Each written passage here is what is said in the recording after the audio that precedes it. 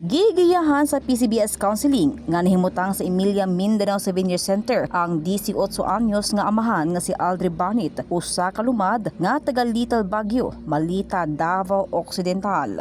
Gitambagan kini sa PCBS aron matabangan siya sa pagsabot sa kaminyoon ug sa mga responsibilidad isip usa ka amahan kini tungod sa sayo nga kapanganakan sa iyang live-in partner nga 7 pa lamang ka bulan ang tiyan samtang ang ilang anak anaa karon gi-incubate sa Southern Philippines Medical Center. Ako gid kayong tabang tungod kay sa mga problema nga dili unta na mo makaya kung kami lang, pero tungod sa kaayo sa Ginoo gihatagan mi niya mga panalangin tungod kay para masulbad na mga problema.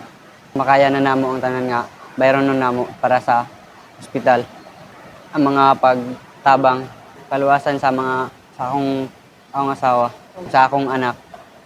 Nasa iran nga tungod sa tabang sa mga suking tigpaminaw sa Brigada Davao. Nakatigom kini og 8,200 pesos si Aldrib alang sa tambal sa iyang mag-inahan, samtang ang sobrang nadawat nga kwartang 7,280 pesos nga mahimong magamit pa usab alang sa uban pang panginahanglan sa iyang partner ug anak. Sa lain nga bahin, nag-awhag sab ang PCBS sa counseling alang sa makabatan-unan o sa mga ginikanan nga nanginahanglan og tambag kabahin sa relasyon, pamilya ug parte sa kinabuhi. Diin mahimo lamang sampit sa ilang buhatan alang sa libre nga serbisyo sa tanan nga nanginahanglan sa paggiya.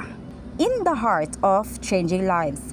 Ako si Brigada Justin Rose Pabi alang sa 93.1 Brigada News FM Davao, The Music and News Authority.